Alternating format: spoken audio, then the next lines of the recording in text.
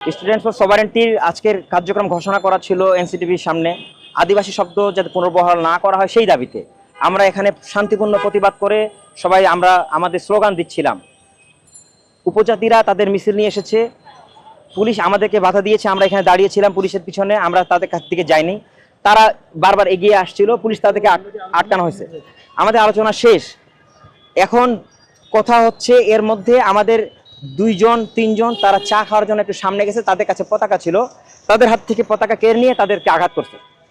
তার মধ্যে আমার সঙ্গে যে ছিল তার মাথা ফেটে গেছে, আমি তখন এটা দেখে যাই তাকে ধরছি, তারই রক্ত এই যে আমার শরীরে লাগানো, দেখতে পাচ্ছেন এই যে রক্ত, এই যে রক্ত, এই যে রক্ত দেখেন, এই যে রক্ত, এগুলো তার রক্ত।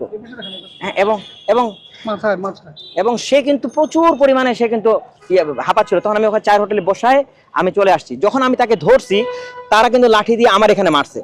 এখন হাতটা ভাঙে যায় না, রক্ত বের হয় না দেখা যাচ্ছে না, কিন্তু হাতে প্রচন্ড ব্যথা পেয়েছি। হাত থেকে লাফ দিয়ে এসে লাঠিটা কপাল লাগছে, তাতে আমার এটা একটু রক্তাক্ত হয়েছে।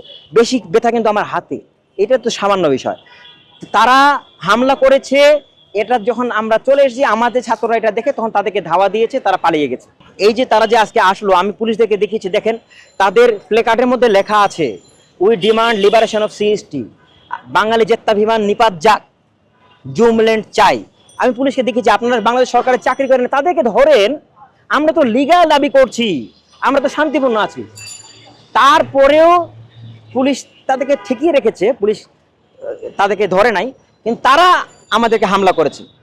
যখন হামলা করেছে তখন আমাদের ছাত্ররা ধাওয়া দিয়েছে, তারা পালিয়ে গেছে। এখন আমাদের দাবি হচ্ছে তাদের এই হামলার বিচার হতে হবে, এক। দ্বিতীয়ত হচ্ছে তারা যে দাবিগুলো করেছে এই দাবিগুলো সবগুলো দেশ বিরোধী।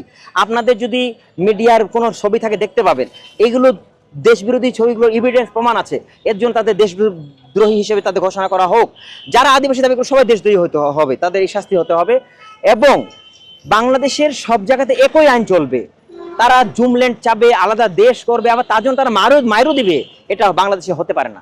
আমরা স্বাধীনতাকামী মানুষ, আমরা দেশের জন্য রক্ত দিয়েছি, এই কয়েক মাস হয়েছে, আবারও প্রয়োজনে আন্দোলন হবে, কিন্তু আমরা দেশকে ভাগ হতে দিব না। আদিবাসীর নামে দেশ বিভাজন চক্রান্ত, চট্টগ্রাম পৃথক করার সিদ্ধান্ত আমরা মানি না। প্রায় 11:15 বা 11:20 দিকে আমরা এখানে আসছি মিছিল নিয়ে। আমাদের সব শিক্ষার্থীকে বলেছিলাম দৈনিক বাংলা মোড়ে একত্রিত হইতে। আমরা শুনেছিলাম ওরা ঢাকা বিশ্ববিদ্যালয় থেকে আসবে, যেই কারণে বিশৃঙ্খলা এড়ানোর জন্য, মানে মুখোমুখি হইলে আমরা যদি ঢাকা বিশ্ববিদ্যালয় থেকে আসতাম বা একত্রিত হইতাম তাহলে একটা বিশৃঙ্খলা তৈরি হতো। আমরা বিশৃঙ্খলা চাইলেই, ফলে আমাদের শিক্ষার্থীদেরকে আমরা বলছি যে আমরা দৈনিক বাংলা মোড় থেকে আমরা এনসিটিভি অভিমুখে রওনা করবো। সেই পরিকল্পনা যে আমরা এখানে আসছি, এখানে আসার পরে আমরা আমাদের বক্তব্য উপস্থাপন করছি, বিক্ষোভ সমাবেশ করছি, ঘেরাও কর্মসূচি চলছিল। আমাদেরকে অথরিটি ডেকেছিল, এনসিটিভির অথরিটি ডেকেছিল। আমরা 6 জন প্রতিনিধি গিয়েছিলাম কথা বলতে। আমরা কথা বলতে হঠাৎ করে পুলিশ আমাদেরকে বললেন যে আপনাদের শিক্ষার্থীরা আহত হয়েছে, উপজাতিরা হামলা করেছে আপনাদের উপর, দ্রুত আসেন, এটা করতে হবে। 5 থেকে 7 জন হসপিটালে আছে। তো পরবর্তী আমরা এসে দেখি যে আমাদের বেশ কিছু শিক্ষার্থীকে আমরা পাইনি, ওদের হসপিটালে পাঠাই দিয়েছে, রক্তাক্ত করেছে, হসপিটালে আছে তারা। আর আমাদের বেশ কিছু শিক্ষার্থীর উপর আঘাত লেগেছে, যাদের রক্ত বের হয় নাই কিন্তু আঘাতপ্রাপ্ত হয়েছে।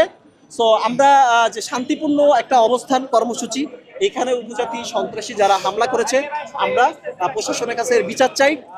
এবং এই যে বিচ্ছিন্নতাবাদী দাবি নিয়ে যারা আজকে রাষ্ট্রের সার্বভৌমত্ব বিরোধী বিচ্ছিন্নতাবাদী এখানে এসছে, আমাদের শিক্ষার্থীদের হামলা করেছে, আমরা শক্ত বিচার চাই। তদন্ত করতে হবে কাদের ইন্ধনে তারা এসছে।